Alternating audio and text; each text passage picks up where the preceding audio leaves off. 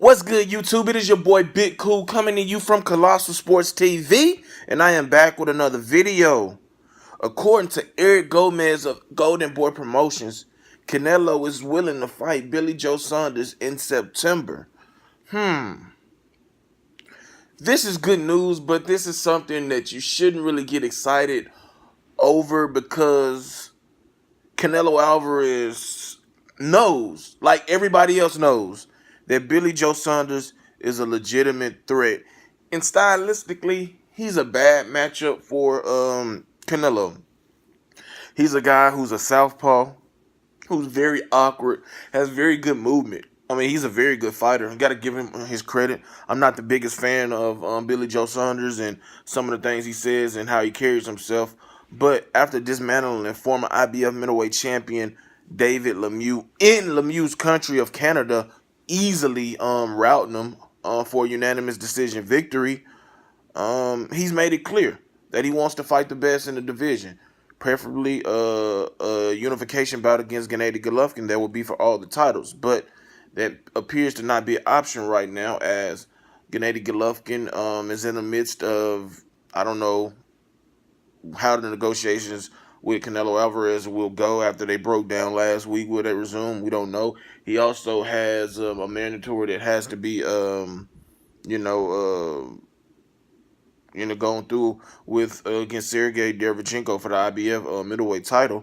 But Canelo Alvarez, Oscar De La Hoya has mentioned last week that he's eyeing Daniel Jacobs, Jamal Charlo, and Billy Joe Saunders as potential opponents for Canelo's return in September.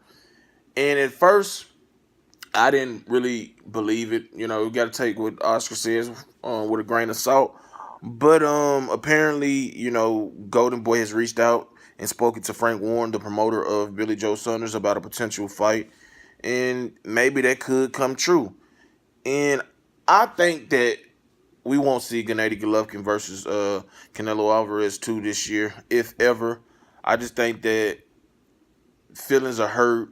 Tempers are at an all-time high. These guys now, more so than ever, genuinely dislike each other.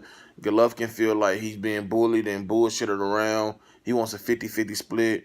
Canelo like, fuck that, you're not getting it. Oscar like, fuck that, you're not getting it. You can go fight Sergey Derevchenko for $1 million. Probably going to fight him way more, get way more money than that. But Canelo Alvarez and Oscar De La Hoya are playing the hand that they have, and that's the power hand. They know that they're a walking meal ticket for anybody between 154 and 168. And they know that people will take 3 or 4 million, if that's not something they're used to making, just to get in the ring and have an opportunity to not only have a great payday, but get a big win over Canelo Alvarez. And they're taking that advantage.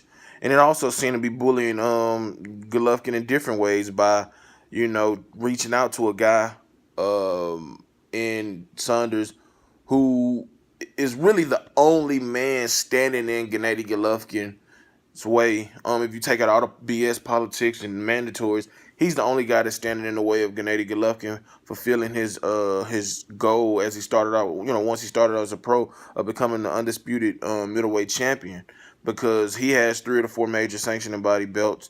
Saunders has the WBO. That's the last one that needs to be captured by Golovkin to fulfill that goal. And by taking him off the shelf, Canelo also, doesn't have to fight Golovkin in a rematch. Golovkin doesn't have the option of being unified with Joe Saunders, so he would have to defend his title against his mandatory and Sergey Derevchenko. And Ryan Marotta is defending his title against somebody else. So it's like the big money fights and the legacy fights are kind of drying up if things go as they're continuing to go right now. But, I mean, I don't think that Canelo is really eager to face somebody like Billy Joe Saunders. He hasn't been active. It'll be a year come September since the last time we seen Canelo Alvarez in the ring. And I think that's one of the reasons why negotiations are going the way they are with Gennady Golovkin. And that's one of the reasons why I don't expect to see Canelo Alvarez in the ring against Daniel Jacobs, Jamal Charlo, or Billy Joe Saunders. I expect the guy, like I said last week in the video I did on this topic, to fight, Gary Spike O'Sullivan. Simple as that. Both guys are promoted by Golden Boy. O'Sullivan has been linked as a potential opponent for Canelo way before he tested positive for clenbuterol. That was the planned opponent for September. Win, lose, or draw against Gennady Golovkin in their rematch. So I think that at the end of the day, it's a lot of smoke and mirrors and a lot of names being thrown out to distract us and kind of maybe play with the fickle mind of some of Canelo's fans or some of the boxing fans who are gullible. I think at the end of the day, if a rematch doesn't happen with Gennady Golovkin, we will see Canelo versus Gary Spike O'Sullivan in September, Mexican Independence Day, in a fight that you can consider a tune-up for Canelo, who won't be in the ring for a year. He's supposed to fight twice, this year, September and December. So we'll see how everything fucking plays out. But, I would love to see Billy Joe Saunders versus Canelo Alvarez if he's actually serious.